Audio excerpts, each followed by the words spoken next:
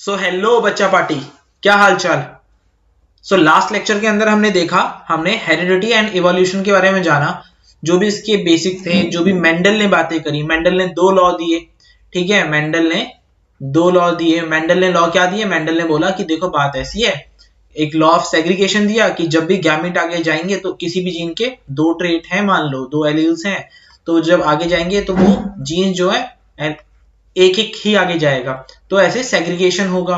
And अगर हम किन्हीं भी दो कॉन्ट्रास्टिंग कैरेक्टर की बात करते हैं, डाई हाइब्रिड क्रॉस के अंदर उन्होंने बात करी कि जब उन्होंने डाई हाइब्रिड क्रॉस किया तो एक कैरेक्टर जो था वो दूसरे कैरेक्टर से इंडिपेंडेंट था, तो इंडिपेंडेंट असॉर्टमेंट की बात वहां पे करी गई। तो यहाँ पे हमने देखा वेरिएशन कैसे आता है। कैसे आता है वेरिएशन, थोड़ा सा ब्रीफ में जाने तो it is due to sexual reproduction, जिसमें क्या हो रहा है, फॉर एग्जाम्पल आपके grandparents, maternal grandparents and आपके पेरेंटल जो ग्रैंड पेरेंट्स हैं, उन दोनों के जीन्स दोनों के जीन्स किसके अंदर आए? एक ग्रैंड पेरेंट्स के जीन्स आपके फादर में आए, दूसरे सेट ऑफ ग्रैंड पेरेंट्स के जीन आपकी मदर में आए, इन दोनों के जीन आपके अंदर आए, एंड इस तरीके से वेरिएशन आता चला गया due to accumulation of various genes in genome और डीएनए। तो ये हमने लास्ट लेक्चर के अंदर देखा। इसके अलावा हमने फॉसिल्स के बारे में बात करी, इसके अलावा हमने एनवायरमेंटल फैक्टर के बारे में बात करी। आज हम बात करेंगे the part 2 of this particular lecture, जहां पे हम बेसिकली ह्यूमन इवोल्यूशन के बारे में बात करेंगे कि ये जनाब पहले सीधे कैसे खड़े हुए और फिर ये इतने इंटेलिजेंट, सुपर इंटेलिजेंट कैसे बन गए। इसके अलावा जो इवोल्यूशन है वो कैसे हमें हेल्प करता है। होमोलोगस, एनालॉगस ऑर्गन्स के बारे में बात करेंगे। So let's get started. बात करते हैं सबसे पहले एक्वायर्ड एंड इनहेरिटेड ट्रेट्स। बहुत सिंपल सी चीज है। इनहेरिटेड ट्रेट कौन से हैं? जो भी ट्रेट आपको अपने पेरेंट्स से पहले से मिले, आपको कोई मेहनत नहीं करनी पड़ी है, मम्मी पापा ने आपको दिए हैं। फॉर एग्जाम्पल आपकी मम्मी की आईज का कलर ब्राउन है एंड आपके फादर की आईज का कलर ब्लैक है एंड आपके अंदर जो आईज का कलर है वो ब्राउन है। So this is due to inherited character, आपने लिया है भाई ऑलरेडी। हाइट की बात करते हैं, आपकी मम्मी की जो हाइट है वो 5 फीट 1 इंच ले लेते हैं, 5 फीट 1 इंच है, और आपके फादर की हाइट 5 फीट 7 इंच है। अब ये जो है आपके अंदर एक हाइट का कॉम्बिनेशन बनेगा, वो किस लेवल का बनेगा? 5 के आसपास अगर आपकी हाइट है तो वो किसकी वजह से? आपकी हाइट किसकी वजह से? आपके जीन्स की वजह से। आपने कोई मेहनत नहीं करी उस चीज पे, ठीक है। तो इनहेरिटेड कैरेक्टर कौन से होते हैं? जो ऑलरेडी आपको आपके डीएनए की वजह से मिलते हैं। आपका स्किन टोन हो सकता है, आपके हेयर्स के कलर हो सकते हैं, आपकी आईज का कलर हो सकता है। तो जो कैरेक्टर आपको डीएनए की वजह से मिल रहे हैं वो क्या है? इनहेरिटेड ट्रेट्स हैं। अ trait of an organism which is not inherited. अब इनहेरिटेड कौन से हैं? जो ऑलरेडी हमें मिले हैं, ठीक है। लेकिन जो हमें ऑलरेडी नहीं मिले हैं, इनहेरिटेड नहीं है, जो हमने एक्वायर किया है, फॉर एग्जांपल हमने एक्वायर करी हैं स्किल्स, ठीक है। हमने बात करते हैं, चलो हमने कम्युनिकेशन स्किल्स एक्वायर कर ली, हमने बातचीत करना आ गया। तो ये हमें शुरू से थोड़ा आता था, हमारे डीएनए में थोड़ा लिखा था कि हम कैसे बातचीत करेंगे। तो ये एक्वायर्ड कैरेक्टरिस्टिक हो गए। हमें पढ़ना आता है, हमने कोई जॉब ग्रैब कर ली, हमने कोई एग्जाम क्रैक कर लिया, किसकी वजह से? हमारे एक्वायर्ड ट्रेट, हमने जो नॉलेज गेन करी है, जो हमने एक्वायर किया है उसकी वजह से, ठीक है। Not inherited but develop in response to the environment is called acquired trait. अब ये नॉलेज की बात जो हमने करी वो समझाने के लिए करी, but in response to environment. Acquired trait कौन से होंगे? जो एनवायरमेंट के रेफरेंस में होंगे, ठीक है। मान लो कि कोई इंसान राजस्थान में रहता है तो उसकी कलर जो होगी, ठीक है, राजस्थान के अंदर अगर रहता है तो उसका जो कलर होगा वो कैसा होगा? डार्क होगा। क्यों डार्क होगा? क्योंकि सनलाइट वहां पे ज्यादा पड़ती है। तो एनवायरमेंटल कंडीशन की वजह से वहां पे उसने एक ट्रेट ले लिया। लेकिन सेम पर्सन को मैं कुछ टाइम के लिए किसी ऐसे एनवायरमेंट में भेज दूं जहां पर उतनी ज्यादा हीट नहीं है, सनलाइट नहीं है, तो उसका कलर चेंज देखने को मिल सकता है। कई बार होता है ना कि हम धूप में बाहर जाते हैं तो क्या होता है? टैनिंग हो जाती है। टैनिंग होने की वजह से डार्क कलर हो जाता है, बट थोड़े टाइम तक आप अपना स्किन केयर रूटीन फॉलो करो, थोड़ा सा स्किन का ध्यान रखो तो वापस से नॉर्मल हो जाता है। तो ये क्या है? एक्वायर्ड ट्रेट है, ठीक है। एक होता है इनहेरिटेड ट्रेट, एक होता है एक्वायर्ड ट्रेट, ठीक है। Acquired trait of organism can't be passed on to their future generation. जैसे अभी ये गाना चल रहा है, मेरा बलम थानेदार चलावे जिप्सी। अब बलम थानेदार बन गया, ठीक है, बलम थानेदार बन गया। लेकिन थानेदार कैसे बना? वो थानेदार ऐसे बना कि उसने पढ़ाई करी, एग्जाम क्रैक किया, और थानेदार बन गया, बट क्या इस बात की श्योरिटी उसके आने वाली जनरेशन भी थानेदार बनेगी? तो ये जरूरी नहीं है। तो ये एक्वायर्ड ट्रेट हुआ नहीं हुआ कि उसने पढ़ाई लिखाई करी तो उसको कुछ गेन हुआ, नॉलेज आई, कुछ चमका। डॉक्टर का, आपके फादर का डॉक्टर है, तो क्या ये 100% गारंटी है कि आप डॉक्टर बनोगे? नहीं, कोई गारंटी नहीं है। आपके फादर का डिफेंस फोर्सेस में, क्या ये गारंटी है कि आप भी डिफेंस फोर्सेस में जाओगे? कोई गारंटी नहीं है। तो ये क्या हो गया? एक्वायर्ड ट्रेट हुए ना। तो acquired trait of organism it can't be passed on to their future generation. Heat ज्यादा पड़ रही है तो मेलानिन का पिगमेंटेशन जो है बॉडी के अंदर ज्यादा हो गया, तो ये क्या होगा? आपका एक्वायर्ड ट्रेट के अंदर हम इसको कंसीडर कर सकते हैं। Acquired trait is basically anything जो एनवायरनमेंट के रेस्पॉन्स में हमारे अंदर डेवलप हो रहा है। अब एनवायरनमेंट के बेसिस पे हमारी स्किल सेट भी तो डेवलप हो सकते हैं ना, कि हम किसी पर्टिकुलर एनवायरनमेंट में रहते हैं। फॉर एग्जांपल हम राजस्थान में रहते हैं तो राजस्थानी बोलते हैं, है ना, डिफरेंट एनवायरनमेंट है। हमारे हमारे सोचने का तरीका, हमारे रहने का तरीका अलग हो जाता है because of the environment. That is basically acquired trait. And वो ट्रेड जो एक जनरेशन से दूसरी जनरेशन में भेजे जा सकते हैं थ्रू डीएनए के अंदर जो चेंजेस होते हैं उनको क्या बोलते हैं हम लोग? inherited trait. Only those traits can be transmitted to future generation in which changes have occurred in the genes present in the reproductive cell of parent organism. अब चेंजेस कौन से आगे जाएंगे? जो जर्म सेल के अंदर होंगे, जो बेसिकली जीन्स के अंदर चेंज होगा, जो बेसिकली डीएनए के अंदर चेंजेस होंगे, वो ही एक जनरेशन से दूसरी जनरेशन में ट्रांसफर किए जा सकते हैं। The changes in non reproductive body cells of an organism can't be inherited to its offspring. तो जो जर्म सेल्स हम बोल देते हैं बेसिकली जो हमारे गैमेट्स हैं, जो हमारे हम कह रहे हैं कि रिप्रोडक्टिव सेल्स हैं उनको, और दूसरे सेल्स को हम क्या बोलते हैं? सोमैटिक। सोमैटिक सेल्स के अंदर कोई भी चेंज आएगा तो वो आगे नहीं जाएगा, लेकिन अगर जर्म सेल के अंदर कोई भी चेंज आएगा तो डेफिनेटली वो आगे अगली जनरेशन में ट्रांसफर किया जाएगा। इसको एक एग्जांपल से समझते हैं। अब एक साइंटिस्ट हुए वीएसमान, ठीक है। तो लेमार्क ने एक चीज कही थी, लेमार्क की theory inheritance of acquired character की, कैरेक्टर जो है आपके जनरेशन टू जनरेशन आते हैं, ठीक है। तो इनहेरिटेंस ऑफ एक्वायर्ड कैरेक्टर के अंदर ये बोला गया, लेमार्क ने कहा कि अगर किसी इंसान ने कोई चीज सीखी है तो वो चीज उसकी नेक्स्ट जनरेशन में ट्रांसफर होगी। तो वीएसमान साहब आए, वीएसमान साहब ने कहा बिल्कुल गलत, ऐसा नहीं है, बलम थानेदार आपका है, अगली जनरेशन वाले का बलम थानेदार हो जरूरी नहीं है। तो उन्होंने क्या काम किया? एक एक्सपेरिमेंट किया। उन्होंने एक चूहे को लिया, चूहे महाराज की पूंछ काट दी गई। एक और चूहे को लिया, उसकी पूंछ काट दी गई। दोनों को मेट करवाया गया, जो जनरेशन आई वहां पे पूंछ थी। तो यहाँ पे इन्होंने एक कैरेक्टर एक्वायर किया ना, कि इनकी पूंछ ही नहीं है, इसकी पूंछ नहीं है, ये भी नहीं है, टेल ही नहीं है इनकी, है ना। तो अब क्या किया जाए? अगली जनरेशन में फिर से पूछा, तो इन्होंने कहा अच्छा ऐसी बात है। इन्होंने इसकी पूंछ काट दी और उसको फिर से एक ऐसे चूहे के साथ मीटिंग कराई, एक ऐसे प्यारे से चूहे के साथ मीटिंग कराई जिसके अंदर क्या था? जो पूंछ थी वो तो थी, ठीक है, उसकी पूंछ काट दी, फिर से मीटिंग कराई। अब जो अगला चूहा आया उसके अंदर क्या हुआ? फिर से पूंछ प्रेजेंट थी। अब ये चीज उन्होंने आगे 40 टाइम्स रिपीट करी। एक दो बार हो सकता है ना, एक दो बार में चेंज ना आए। क्या होता है कि कई बार हमारे कैरेक्टरिस्टिक हमारे दादा दादी से भी मिलते हैं, ठीक है, दादा दादी से भी मिलते हैं, हमारे नाना नानी से भी मिलते हैं, हमारे पेरेंट्स से भी मिलते हैं। तो ऐसा क्यों है कि कुछ कैरेक्टर हमारे दादा दादी से मिलते हैं? शायद से कोई जीन था जो पेरेंट्स के अंदर क्या था? रिसेसिव था, लेकिन जब वो आपके अंदर आया तो हो सकता है वो जीन ज्यादा प्रेजेंट हो, तो वो वहां पे अपने आप को एक्सप्रेस कर गया हो, तो जिसकी वजह से दादा दादी से भी कैरेक्टर मिलते हैं। तो भाई गलती नहीं होनी चाहिए। वीएस मान साहब ने कहा गलती नहीं करेंगे। उन्होंने बार बार बार बार बार बार रिपीट करके देखा और सेम रिजल्ट उनके सामने आया, दैट इज कि पूंछ काटने पे पूंछ वापस उगाती है, ठीक है। तो ऐसा नहीं है कि पूंछ काट रहे हैं तो ये एक्वायर्ड कैरेक्टर है और ये अगली जनरेशन में जा रहा है। तो उन्होंने इसका एक कंक्लूजन ये दिया कि एक्वायर्ड कैरेक्टर नेक्स्ट जनरेशन में नहीं जाते हैं। और कौन से कुछ कैरेक्टर्स होते हैं जो नेक्स्ट जनरेशन में जाते हैं, वो सिर्फ वो कैरेक्टर्स हैं जिनके अंदर जो कैरेक्टर है वो डीएनए के अंदर जो जेनेटिक लेवल पे चेंज आएगा और गैमीट्स के थ्रू जो आगे ट्रांसफर हो सकते हैं, सिर्फ वो ही कैरेक्टर आगे ट्रांसफर होंगे। अदरवाइज सोमैटिक सेल्स में होने वाला कोई भी चेंज नेक्स्ट जनरेशन में नहीं जाएगा। A trait of an organism which is caused by a change in its gene is called inherited trait. Inherited trait ही आगे जाते हैं।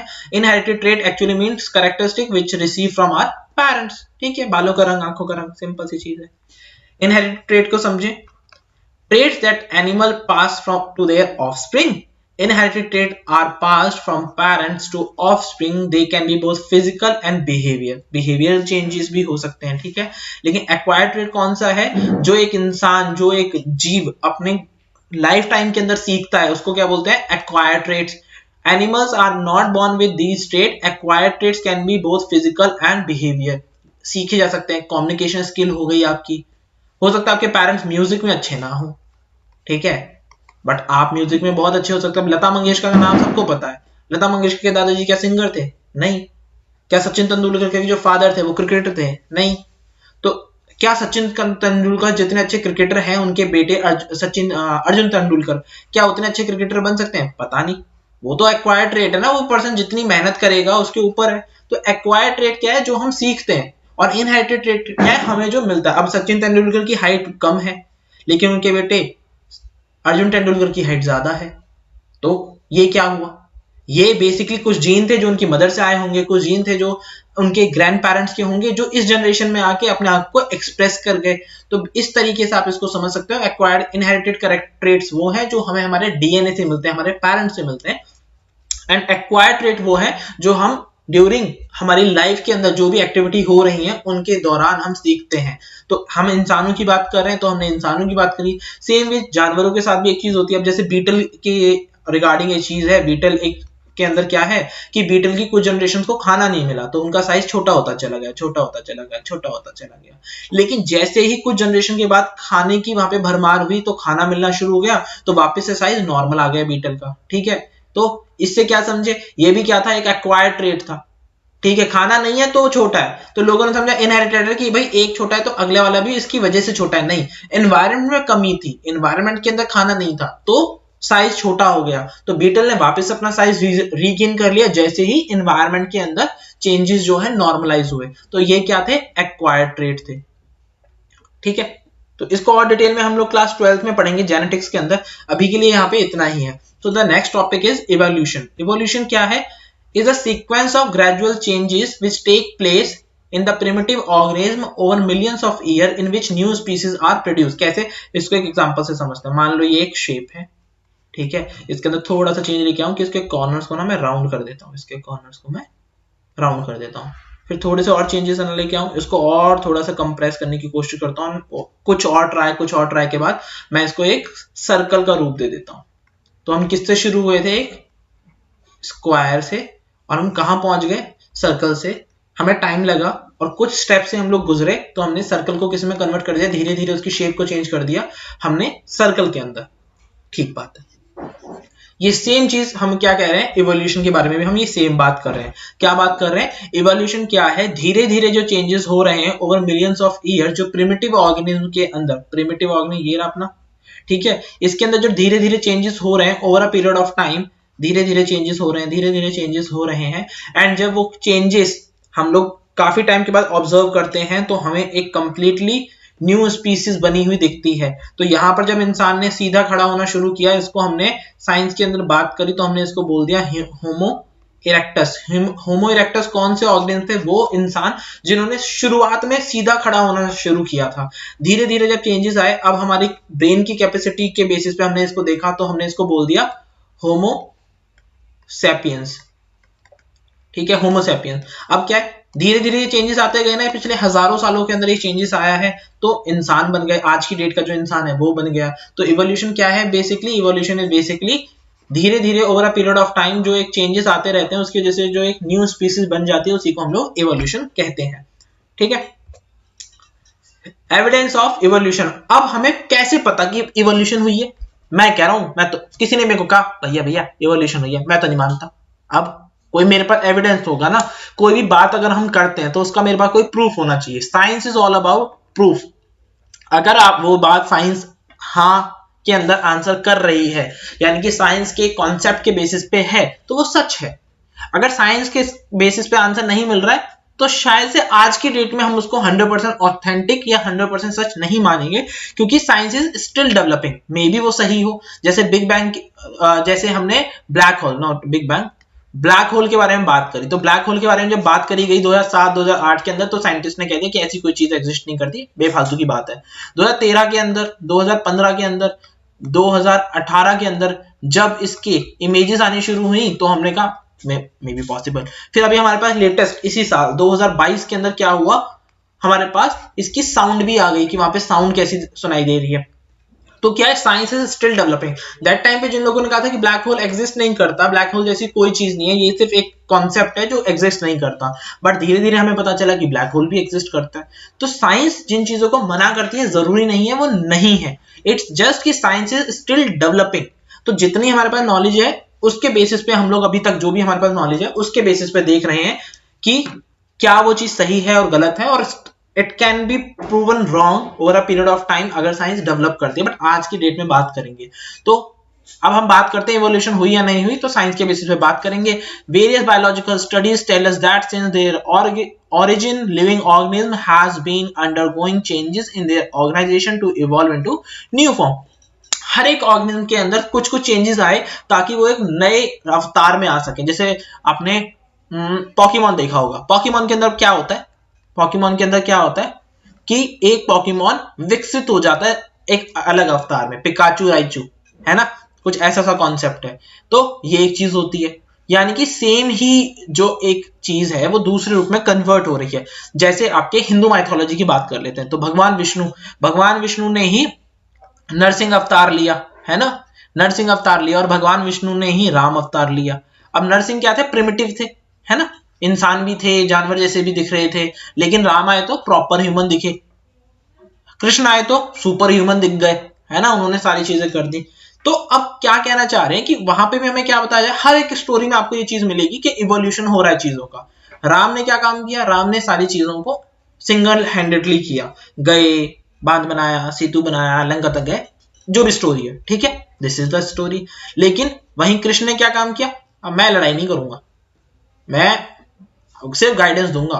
कोई वहां से कोई चीज चलाने वाला भी, कोई अस्त्र कोई शस्त्र चलाने वाला भी है तो कृष्ण ने यही बैठ के रोक दिया, यानी कि सुपरनेचुरल पावर्स हैं। तो इवोल्यूशन हुआ नहीं हुआ कि एक पहले तो पूरा ही आना पड़ रहा है, फिजिकली लड़ना पड़ रहा है, अब हम अपन फिजिकली नहीं लड़ेंगे, अब अपन सिर्फ बैठ के देखेंगे। तो हर एक स्टोरी इवोल्यूशन दिखाती है, हिंदू माइथोलॉजी दिखाती है, आपकी क्रिश्चियनिटी के अंदर ये चीज देखने को मिलती है, आपके इस्लाम के अंदर ये चीज देखने को मिलती है, आपके सिखिज्म के अंदर ये चीज देखने को मिलती है। तो हर एक कहानी दुनिया की आपको इवोल्यूशन सिखाती ही सिखाती है कि हमें डेवलप होना है। हमारे पेरेंट भी हमें क्या कहते हैं, अच्छी चीजें सीखो, ज्यादा से ज्यादा नॉलेज गेन करो। क्यों ज्यादा नॉलेज गेन करनी है, मेरे पास 8वीं तक की नॉलेज है, काफी है।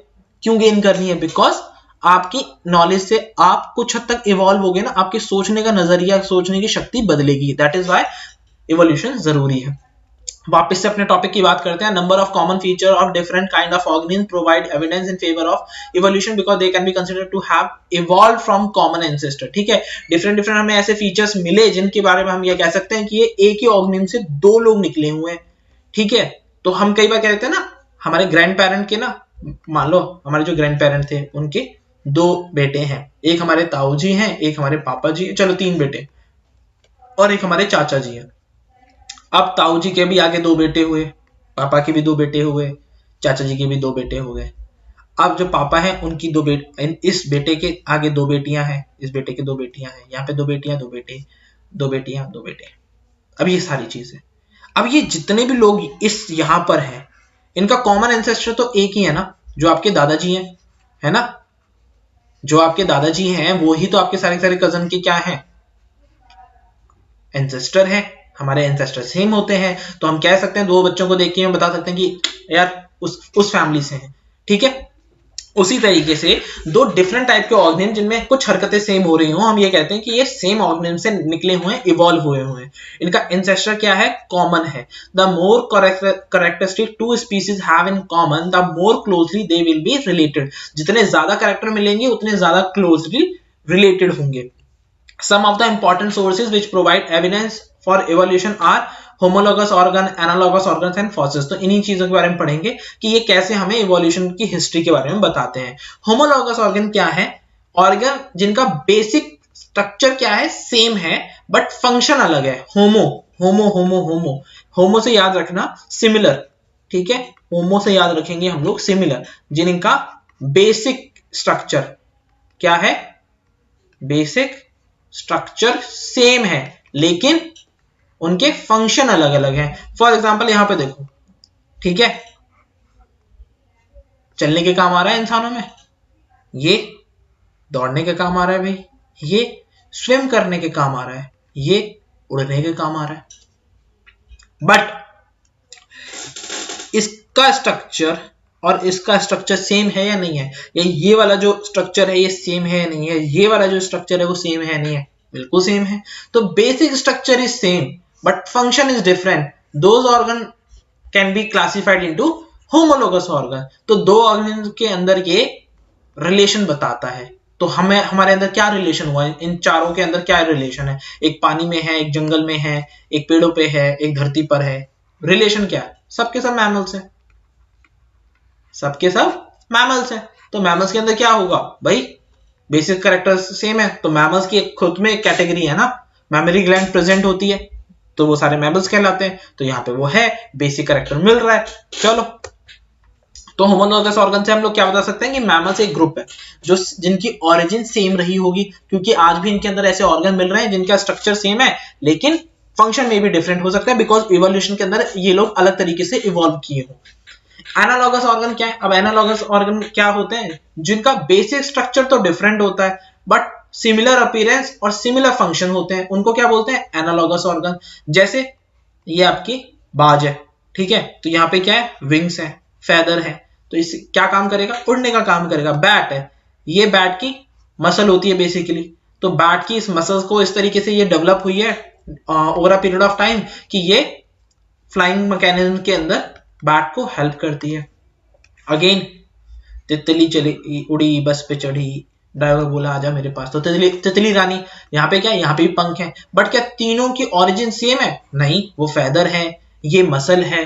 तो क्या सेम बेसिक स्ट्रक्चर है, नहीं, स्ट्रक्चर तो अलग है, फंक्शन सेम है, हाँ भैया, ये भी उड़ रहा है, ये भी उड़ रहा है, ये भी उड़ रहा है, तोता उड़, मैना उड़, सब उड़ रहे हैं, तो ये उड़ रहे हैं, तो उड़ रहे हैं, तो क्या है, एनालॉगस ऑर्गन्स है इनके पास। बेसिकली इनके अंदर क्या कॉमन मिल रहा है, इनके अंदर जो ऑर्गन का फंक्शन है वो सिमिलर मिल रहा है, लेकिन जो बेसिक स्ट्रक्चर है वो डिफरेंट मिल रहा है। So this is analogous organs. Now if you talk about fossils, तो फॉसिल्स क्या होती हैं, रिमेन्स और इंप्रेशन, रिमेन्स और इंप्रेशन किसके, डेड एनिमल्स के या फिर प्लांट्स के, जो कि कभी जमाने में, किसी एक जमाने में रहे होंगे, उनको हम क्या बोलते हैं, फॉसिल्स। तो क्या होता है कि जैसे एक जानवर मर गया, तो यहाँ पे ओवर पीरियड ऑफ टाइम क्या हुआ, मिट्टी विट्टी आ गई, कुछ इसके ऊपर गिरा, फिर इसके ऊपर सॉइल की लेयर बनती चली गई, तो इसकी वजह से क्या हुआ, extreme pressure and extreme temperature देखने को मिलता है, जिसकी वजह से क्या होता है कि यहाँ पे फॉसिल्स प्रेजेंट होते हैं। अब ये प्रेशर और टेम्परेचर की वजह से फॉसिल्स फ्यूल्स में भी कन्वर्ट हो जाते हैं, बट जिन फॉसिल्स को हम रिकवर कर सकते हैं, जिनके इंप्रेशंस को हम लोग दे सकते हैं, उसको हम क्या बोलते हैं, फॉसिल्स ही बोलेंगे। तो जैसे डायनासोर्स के फॉसिल्स हो गए, ठीक है, या हमारे एंसेस्टर्स के फॉसिल्स हो गए, तो हम उन फॉसिल्स को रीड करते हैं, ठीक है, कि किस टाइम पे रहे होंगे, इनका स्ट्रक्चर क्या था, समझने की कोशिश करते हैं। तो फॉसिल्स से भी हम समझते हैं हमारे इवोल्यूशन के लिंक को। एक बर्ड हुआ आर्कियोपेट्रिक्स, है ना, एक फॉसिल मिला आर्कियोपेट्रिक्स का, बेसिकली बर्ड नहीं हुआ, एक फॉसिल मिला जो दिखने में कैसा था, बर्ड जैसा था, जैसे यहां देख रहे हो, कैसा है, बर्ड जैसा ही है भैया, ये देखो पंख है, ठीक है, और मतलब कुछ कुछ वल्चर जैसी शेप हम इसको कह सकते हैं कि ये उस एक जैसा ऑर्गेनिज्म लग रहा है, काफी लंबा चौड़ा है, ठीक है। And many other features are found in reptile. लेकिन बड़ी अजीब सी बात देखने को मिलेगी कि दिखता तो बर्ड जैसा है, बट कुछ कैरेक्टर रेप्टाइल से भी मिल रहे हैं। अब फेदर विंग्स कैसे थे, जैसे एक बर्ड के होते हैं, बट टीथ एंड टेल, ये देखो टेल एंड टीथ, इसको जूम करके देखते हैं, ठीक है, स्वाद आएगा थोड़ा सा, इसको जूम इन करेंगे, हाँ ये देखो टीथ दिख रहे हैं, कैसे, रेप्टाइल जैसे, गर्दन दिख रही है, स्केल्स प्रेजेंट है, रेप्टाइल्स के अंदर होते हैं, ठीक है, वो भी सही है। ये देखो टेल दिख रही है इस तरीके से, तो यहाँ पे क्या है, यहाँ पे क्या है कि ये रेप्टाइल से भी सिमिलर दिख रहा है। तो अब एक क्या एक लिंक नहीं हो सकते बर्ड के और रेप्टाइल के बीच में, क्या ये हमें ये नहीं बता रहा कि रेप्टाइल और आपके बर्ड्स की ओरिजिन एक ही है, दोनों एक ही से निकले। तो इसको एक बुक है आपकी, आप मे बी आप लोग फॉलो करते होंगे, एस चान, तो वहां पे एक एग्जांपल लिया हुआ है कि इस तरीके से आपकी एक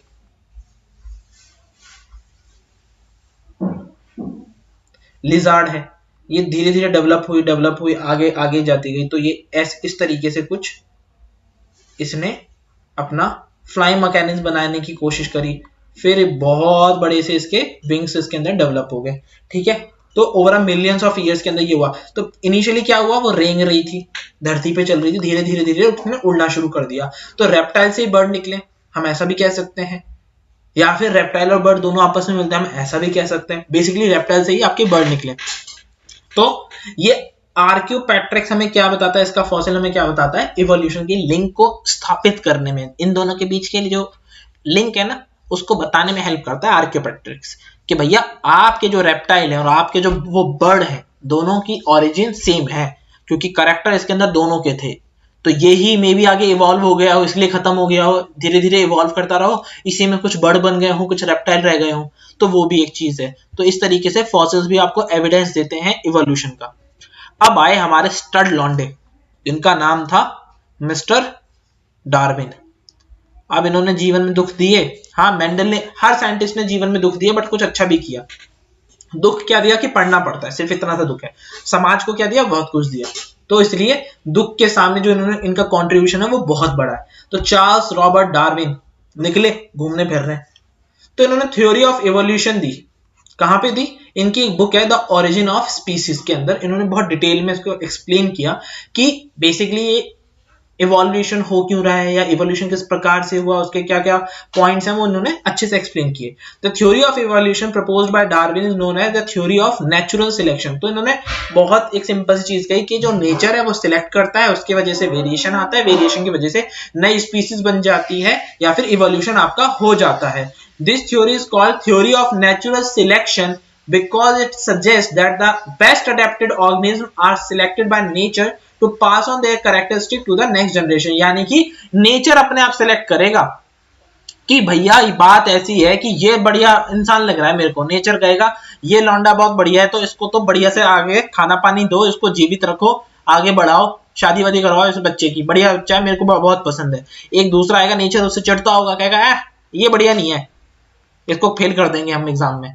कुछ टीचर होते हैं ना जिनको एक बच्चा बहुत अच्छा लगता है, लेकिन दूसरे बैक बेंचर से हमेशा डांटते रहेंगे, हमेशा डांटते रहेंगे। तो वैसे नेचर, इन्होंने भी नेचर को सेम वही खड़ूस टीचर बोला है जो क्लास के अंदर प्रेजेंट होते हैं। उन्होंने एक चीज कही है कि देखो भैया बात ऐसी, जो खड़ूस टीचर होगा वो फेवरेट को तो मार्क्स दे देगा प्रैक्टिकल में, बट जो बच्चे उतने ज्यादा फेवरेट नहीं होंगे उनको मार्क्स नहीं देगा। बट टीचर ऐसा जनरली करते नहीं है, it's just an example, maybe such हो, क्या पता ठीक है, तो जस्ट एन एग्जाम्पल कि इस तरीके से चीजें हो रही हैं। तो डार्विन ने ये बोला कि नेचर सिलेक्ट करेगा, नेचर अपने सिलेक्शन के ऊपर काम करेगा और सिलेक्ट करके बताएगा ये सही है, ये सही नहीं है, तो उसी को इवोल्यूशन में हेल्प करता चलेगा आगे। Darwin theory of evolution applies to plant as well as animal, दोनों के ऊपर एप्लीकेबल है। तो अब इनके कुछ पॉइंट्स हैं, उन पॉइंट्स को एक एक करके समझने की कोशिश करते हैं। Within any population there is natural variation, naturally variation होगा, कैसे, जो लोग इंडिया के हिसाब से बात करते हैं, जो लोग राजस्थान में दिखते हैं और जो लोग हिमाचल में दिखते हैं और जो लोग अरुणाचल प्रदेश में होंगे और जो लोग जम्मू कश्मीर में होंगे, सबके अंदर कुछ चेंजेस होंगे फिजिकली, बिल्कुल होंगे, एनवायरमेंट अलग है, तो नेचर के हिसाब से वेरिएशन है। वहां पे डार्क कलर होगा राजस्थान के अंदर, ठीक है, लेकिन आप जम्मू कश्मीर जाओगे या आप हिमाचल जाओगे या फिर अरुणाचल प्रदेश जाओगे, स्किन फेयर मिलेगी, ठीक है। Some individual have more favourable variation than other. अब वेरिएशन जब आएगा तो वेरिएशन भाई किस प्रकार का आ रहा है, मान लो धूप पड़ती है राजस्थान के अंदर, स्किन के अंदर मेलानिन है, रेज को झेल लेगा, कोई दिक्कत वाली बात नहीं है। उसी प्रकार से आप हिमाचल के किसी इंसान को राजस्थान की गर्मी में छोड़ दो या गुजरात के कच्छ में छोड़ दो, तो क्या होगा, हीट बहुत ज्यादा है, उनकी बॉडी शायद से उस तरीके से उसको ना रिएक्ट कर पाए पॉजिटिवली उसके प्रति। तो वेरिएशन किसी एक जने को हमेशा सपोर्ट करते ही है, उनका ये कहना था। Even though all species produce a large number of offsprings, populations remain fairly constant naturally। जैसे पहले क्या होता था कि एक एक फैमिली के अंदर 7 से 12 बच्चे हो रहे हैं, बट क्या होता था इन 7 से 12 में से ड्यू टू सम, इंडिया के अंदर ही बात करें, ड्यू टू कोई बीमारी हो गई, कुछ हो गया, तो इसमें से कुछ इंडिविजुअल्स की डेथ हो जाती, तो कितने बचते थे, 4 से 5। आज की डेट में क्या है, हर फैमिली के अंदर जो बेबीज कितने होते हैं, 1 से 2, है ना, आप हो या आपका एक सिबलिंग होगा, मैक्सिमम 2। तो नेचर क्या करता है, कितनी भी ज्यादा लार्ज नंबर ऑफ ऑफस्प्रिंग क्यों ना हो, पॉपुलेशन को कांस्टेंट रखने की कोशिश करता है। This is due to struggle between members of the same species and different species for food, space and mate. अब क्यों भाई, घर भी चाहिए। अब क्या हम कह रहे हैं कि बीमारी फैल गई, बीमारी फैलने से क्या हुआ, स्पेस कम है, जिन लोगों के पास स्पेस नहीं होगी, मेडिकल फैसिलिटीज नहीं होगी, खाना नहीं होगा, तो ऑटोमेटिकली एनवायरनमेंट से एलिमिनेट हो जाएंगे। जिनके पास होगा वो इन फैसिलिटीज के थ्रू अपनी लाइफ को अपलिफ्ट कर सकते हैं। तो क्या होगा, इन चीजों के प्रति स्ट्रगल को लेकर नेचर सिलेक्ट करता है। इसको हम जंगल के प्रोस्पेक्टिव में भी समझ सकते हैं। ठीक है, अब मान लो एक डॉग है, डॉग के कितने बेबीज होते हैं, 3 से 4 मान लेते हैं। वहीं एलिफेंट है, एलिफेंट के कितने बेबीज होते हैं, 1। ड्यूरेशन साल में 2 बार, साल में 18-19 महीने में 1 बार। ठीक है, तो अब ये डिफरेंट है। क्या इनका कॉमन फूड है, नहीं है, बट क्या ये 3-4 सर्वाइव कर पाएंगे life long, chances are very low. But elephant ने जो एक जो इनका आगे ऑफस्प्रिंग आई, ये सर्वाइव करेगी, चांसेस आर वेरी हाई। क्यों, क्योंकि उनके लिए शेल्टर, स्पेस, फूड अलग प्रकार से ऑलरेडी अवेलेबल है। अब डॉग की बात करें, हमारी लोकेलिटी के अंदर ही 100 डॉग होंगे, अब उनके बीच में फूड, शेल्टर सब कुछ डिवाइड हो जाएगा। लेकिन एलिफेंट के अंदर ऐसा होगा, नहीं होगा। तो दैट इज वाई नेचर फिर सिलेक्ट करेगा, भाई 100 है तो अभी ठंडी का मौसम है, 3-4 की डेथ हो जाएगी, 3-4 कहीं पे गिर जाएंगे, उनकी वहां पे डेथ हो जाएगी। ले दे के पॉपुलेशन का नंबर हमेशा सेम रहेगा। The struggle for survival within population eliminate the unfit individual.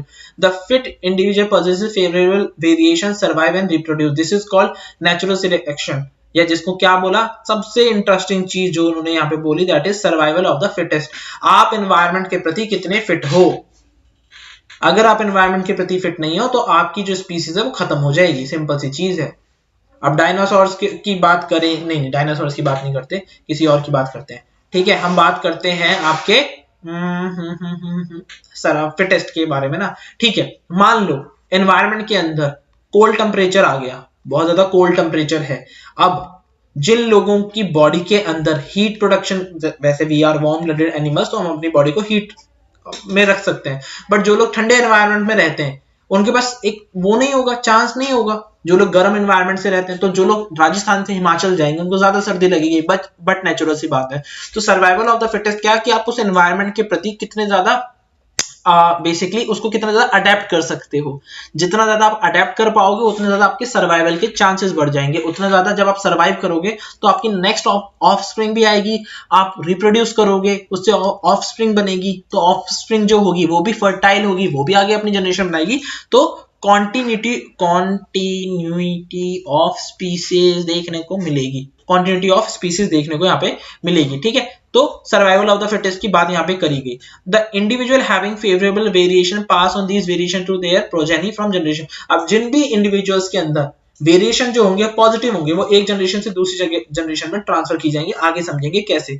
These variation when accumulated over a period of time lead to origin of new species, and धीरे धीरे ये एक्यूमुलेट होते जाएंगे एंड नेक्स्ट जनरेशन। जैसे यहीं पे बात करते हैं फेवरेबल, इंसान ने सीधा खड़ा होना शुरू कर दिया, क्या हुआ, अपॉर्चुनिटीज बढ़ गई, जो एनर्जी का फ्लो था वो इस तरीके से बॉडी में होना शुरू हुआ, यानी कि बेस ऑफ स्पाइन से ब्रेन की तरफ एनर्जी जाने लगी। तो क्या हुआ, ब्रेन का डेवलपमेंट होना शुरू हुआ, सोच समझ की शक्ति आई। तो हमने क्या किया, अदर एनिमल्स को डोमेस्टिकेट करना शुरू किया, हमने एग्रीकल्चर करना शुरू किया, हमने कपड़े बनाने शुरू किए, हम जंगल से सोसाइटी बाहर आ गए, हमने सोसाइटी बनानी शुरू करी। That's why humans are also called as social animals. ठीक है, हमने सोशलाइज होना शुरू किया। तो क्या हुआ, ये बेसिकली एक नई जनरेशन बना दी हमने, धीरे धीरे चेंजेस को एक्वायर करके, that is Homo sapiens, homo erectus से होमो सैपियंस। तो वेरिएशन ये भी करते हैं। अब नेचुरल सिलेक्शन की बात करते हैं, इसको एक एग्जांपल से, चार्ल्स डार्विन के एग्जांपल से समझते हैं। कि मान लो पेड़ है, ठीक है, और यहाँ पे घास है, तो कई सारे जिराफ आए, उसमें क्या हुआ, कुछ जिराफ ने यहाँ नीचे वाली घास खाना शुरू किया, और अ पीरियड ऑफ टाइम सारी सारी घास जो है खत्म हो गई। अब वहां पे बहुत सारे पेड़ हैं जिनके ऊपर इस तरीके से पत्तियां हैं जो खा के जिंदा रहा जा सकता है। अब क्या हुआ, कुछ जिराफ थे जिनकी हाइट ज्यादा थी, तो इन्होंने इनको खाना शुरू कर दिया। नेचर ने एडवांटेज दिया कि जिनकी हाइट ज्यादा है वो ऊपर खा सकते हैं। बट मान लो अब ये प्लांट भी खत्म हो गया और इससे ज्यादा हाइट के प्लांट है, अब क्या होगा, अब इसकी जो जनरेशन है वो क्या काम करेगी, इसको पता लग गया मैं मरने वाला हूं, है ना, अगर मैंने नहीं खाया तो मैं मर जाऊंगा। ये कोशिश करेगा गर्दन को ऊंचा करने की, ये भी कोशिश करेंगे और ऊपर जाने की। तो अब इन दोनों में से जो भी उस एनवायरनमेंट के प्रति क्या रहेगा, उस एनवायरनमेंट के प्रति अपने आप को एडजस्ट कर पाएगा, वो सरवाइव करेगा। जब सरवाइव करेगा तो उसकी बॉडी को, उसके डीएनए को समझ में आएगा कि भैया ये कैरेक्टर तो मेरे जिंदा रहने के लिए जरूरी है। धीरे धीरे कुछ सोमैटिक कैरेक्टर जो होते हैं वो जर्म सेल के अंदर भी चले जाते हैं। धीरे धीरे, एकदम से ये प्रोसेस नहीं होता है, बट वेरी स्लो रेट के साथ, जो कि बेसिकली एनवायरनमेंट के साथ ही, ऐसे नहीं पढ़ाई लिखाई भी चली जाएगी, ऐसा नहीं होगा, ठीक है, बट चांसेस आर हाई। तो ये जब आगे जाएंगे तो क्या होगा कि ये एक जनरेशन से दूसरी जनरेशन में ट्रांसफर किए जा सकते हैं। Genetic variation is the raw material of evolution, ठीक है। तो ये नेचुरल सिलेक्शन के बारे में हमने देखा। नेचर, अब नेचर किसको सिलेक्ट करेगा, इसको सिलेक्ट करेगा ना। सर्वाइवल ऑफ द फिटेस्ट किसका होगा, ये फिट हो रहा है ना इस एनवायरनमेंट में, तो इसकी तो डेथ हो गई, तो इसे सर्वाइव ही नहीं कर पाया। तो डार्विन ने यही छोटी सी बात कही कि देखो, सिलेक्शन नेचर करेगा, स्पीसीज के नंबर को मेंटेन रखेगा, सर्वाइवल ऑफ द फिटेस्ट करेगा, चेंजेस भी आएंगे नेचर के अंदर, चेंजेस, एनवायरनमेंट के चेंजेस की वजह से चेंजेस भी आएंगे, लेकिन उन चेंजेस की वजह से स्पीसीज अपने आप को अडेप्ट करेगी और नई स्पीसीज का फॉर्मेशन करेगी, दैट इज स्पीसिएशन वहां पे होगा। That is next topic, speciation. A species is a population of organism consisting of similar individual. जैसे ह्यूमंस के अंदर क्या है, हम सीधे खड़े होते हैं, हमारी 2 आंखें हैं, हड्डियां हैं, 2 हाथ हैं, 2 पैर हैं, सिमिलर इंडिविजुअल हैं, सिमिलर कैरेक्टर्स हैं। जब आपस में ब्रीड करते हैं तो फर्टाइल ऑफस्प्रिंग बनाते हैं। जैसे लायन की अपनी स्पीसीज है, टाइगर की अपनी स्पीसीज है, दोनों को आपस में ब्रीड करेंगे, जो एक F1 जनरेशन आएगी वो जो होगी वो क्या होगी, फर्टाइल नहीं होगी, तो वो नई स्पीसीज बना पाएगी, नहीं बना पाएगी, ठीक है। दूसरा एक और एग्जांपल देखते हैं, ठीक है। दूसरा एक एग्जांपल क्या है, आपका हॉर्स एंड आपका म्यूल, आपस में आपका हॉर्स और एस, ठीक है, दैट इज घोड़े और, अगर घोड़े और गधे का अगर हम मीटिंग कराएंगे तो हमें क्या मिलेगा, म्यूल मिलेगा, ठीक है। म्यूल मतलब कि खच्चर बेसिकली, ठीक है, इसको क्या बोलेंगे, खच्चर। अब क्या होगा कि घोड़े जैसी पावर इसमें होगी, बिल्कुल होगी। गधे जैसे सामान ढोने की क्षमता होगी, काम कर सकेगा, बिल्कुल करेगा। क्या ये फर्टाइल होगा, नहीं होगा।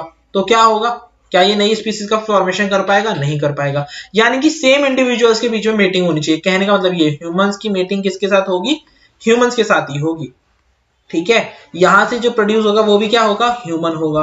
इसके अंदर over a period of time जो यहाँ पे वेरिएशन आए हैं वो आगे जनरेशन में जाएंगे, एंड ये उन जनरेशन को, ये फर्टाइल है, तो जब इसकी आगे जनरेशन आएगी तो इन करेक्टर्स को अगली जनरेशन में ट्रांसफर कर सकता है। ये बात सिंपल सी है। स्पीसिएशन क्या है कि जब सेम पॉपुलेशन के सिमिलर इंडिविजुअल्स की आपस में ब्रीडिंग होती है तो जो फर्टाइल ऑफस्प्रिंग बनती है, वो fertile offspring over a period of time जब उनकी आगे ऑफस्प्रिंग बनती है तो वहां पे जेनेटिक मटेरियल ट्रांसफर होता है, and that genetic material act as evolution. The process by which new species develop from the existing species is known as speciation. अब over a period of time accumulation of variation होगा and नई species का formation वहां पे देखने को मिलेगा। The formation of new species is named as speciation. Important factor, अब कौन कौन से फैक्टर हैं जो speciation को cause करवाएंगे। Geographical isolation of a population can caused by various type of barriers, mountain, river, sea. The geographical isolation lead to reproductive isolation, due to which there is no flow of genes between separate group of population. मान लो polar bear है आपका, ठीक है, polar bear है और आपका normal beer है। अब भैया इनके बीच में डिस्टेंस इतना, मीटिंग ही नहीं हो सकती है ना। तो क्या यहाँ पे ये क्या हो गया, यहाँ पे क्या हो गया, एक डिफरेंस आ गया। तो ये जो पॉपुलेशन है यहाँ पे क्या होगा, ज्योग्राफिकल आइसोलेशन की वजह से स्पीशिएशन हो गया, उसकी स्पीसीज अलग, इसकी स्पीसीज अलग, ठीक है। इसी तरीके से आपका कैमल तो इंडिया में मिलता है, लामा, ठीक है, इन दोनों के बीच में बहुत ज्यादा डिस्टेंस है, तो डिस्टेंस की वजह से मीटिंग नहीं हो सकती, तो स्पीसिएशन हो जाएगा, वो एक अलग स्पीसीज बन जाएगी, ये अलग स्पीसीज बन जाएगी।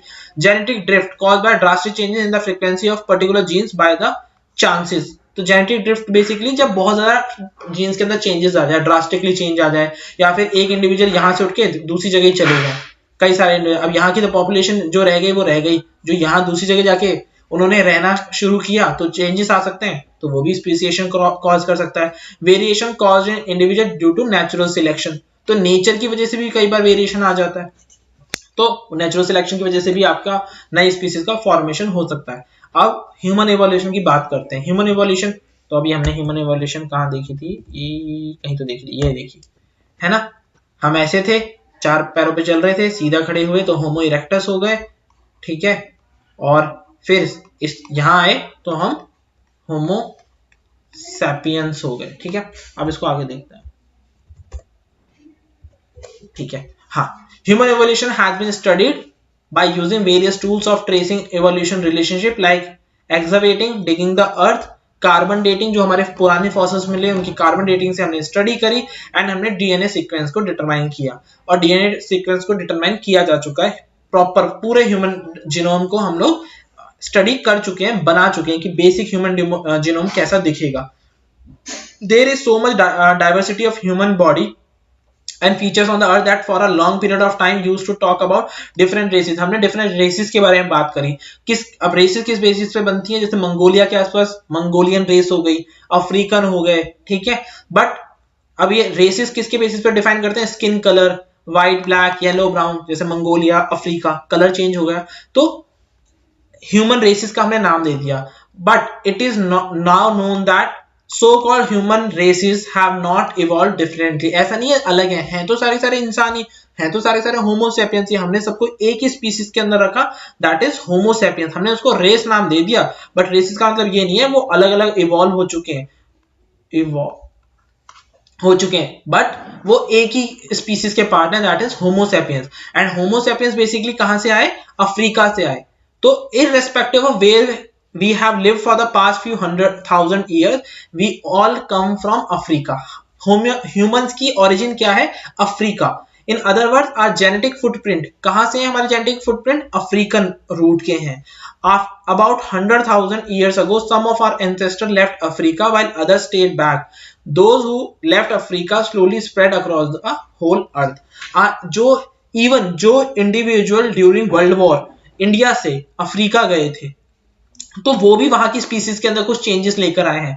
तो कहने का क्या मतलब है, जो बेसिक ओरिजिन है हमारा वो क्या है, अफ्रीका से है। किसी भी इंडिविजुअल को एक पर्टिकुलर एनवायरनमेंट में काफी लंबे समय तक रखा जाए तो वहां पे चेंजेस आने लगते हैं। तो ह्यूमन इवोल्यूशन कहां से हुआ है, अफ्रीका से हुआ। हम कितनी भी अलग अलग स्पीसीज के बारे में बात करें, कितनी भी रेसेस के बारे में बात करें, बट वी ऑल ह्यूमन जितनी भी पूरी अर्थ में सारे होमोसेपियंस के अंदर क्लासिफाई किए जाएंगे। मेंडल्स के जो एक्सपेरिमेंट है, mode of inheritance of trait from one generation to another and Darwin theory of evolution tells us how organism develop from simple to complex form, ठीक है। तो हम बहुत ज्यादा क्या थे, प्रिमिटिव थे, और प्रिमिटिव के अंदर चेंजेस आए और हम क्या हो गए, इवॉल्व हो गए। तो होमो इरेक्टस से हम क्या बन गए, होमो सेपियंस। तो this is all about human evolution and इसको बहुत ज्यादा डिटेल में आप क्लास 12th के अंदर स्टडी करेंगे जहां पे आपके नीट के क्वेश्चन बनेंगे, ठीक है। ऑरिजिन ऑफ लाइफ के बारे में बात करते हैं तो इसको समझना बहुत जरूरी है कि फिर अर्थ पे कैसे जीवन आया।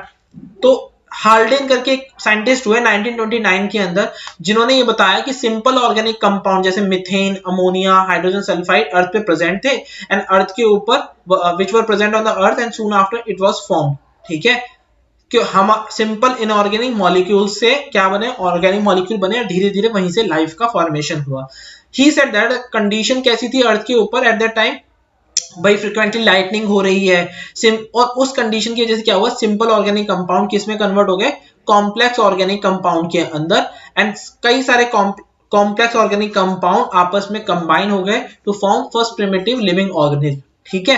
एंड हाल्डेन ने इसको कैसे बताया, हाल्डेन ने इसको बताया, फिर उन्होंने एक्सपेरिमेंट किया यहाँ पे। Haldane also suggested from theoretical consideration that life originated in sea water. उन्होंने कहा ये सिंपल इनऑर्गेनिक कंपाउंड कहाँ मिलेंगे, सॉल्ट वगैरह कहाँ था, तो सी में था, वहां पे स्पार्किंग वगैरह हुई होगी, सारी चीजें बदली होंगी, तो कॉम्प्लेक्स ऑर्गेनिक सब्सटेंस बन गए जो आपस में कंबाइन होके प्रिमिटिव ऑर्गेनिज्म के अंदर चेंज हो गए, ठीक है।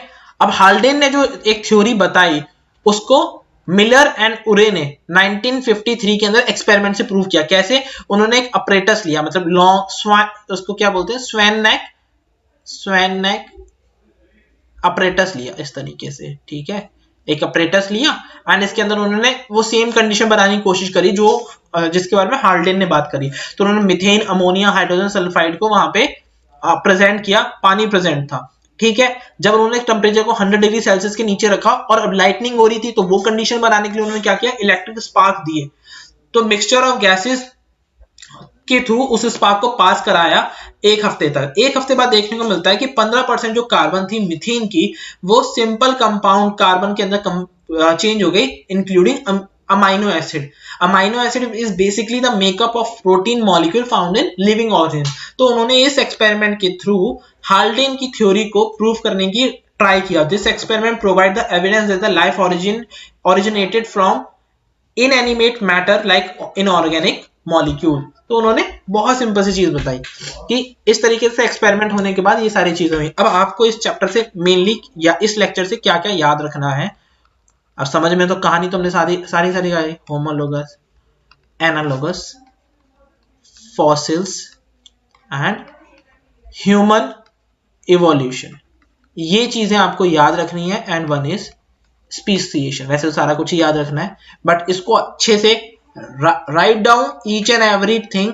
आप पॉज करके स्क्रीनशॉट लो, नीचे से देखो, कुछ भी करो, या बुक के थ्रू किसी बुक को फॉलो करो, एस चैनल को फॉलो कर सकते हो इसके लिए। तो ये आपको हेल्प करेगी चीजों को लंबी ड्यूरेशन तक याद रखने के लिए। एंड बस एग्जाम होने ही वाले, बायो लेने वाले बच्चों, बात सुनो ऐसी है कि बायो का ना बहुत इंपॉर्टेंट पार्ट रहता है नीट के अंदर, ठीक है। अगर आपको डॉक्टर बनना है, नाम के आगे डॉक्टर लगाना है, तो नीट के अंदर अगर आपको डॉक्टर बनना है तो 720 मार्क्स का पेपर आएगा, जिसमें से 360 मार्क्स की आपकी बायो आती है। तो जो अभी आप पढ़ रहे हो, जिन्होंने IIT JEE करना है उनके लिए पॉइंट नहीं है, ठीक है। जो आप अभी पढ़ रहे हो ये सारा का सारा टॉपिक आपका नीट वगैरह में आता है, तो उसका बेस यहाँ पे क्लियर करके जाओ ताकि ये आपको हेल्प करे 11th एंड 12th क्लास में, ठीक है। I hope this information, this lecture will help you to score more marks in your final examination. तो जाओ, आग लगा दो एंड फोड़ दो एग्जाम को एंड अच्छे से मार्क्स स्कोर करो।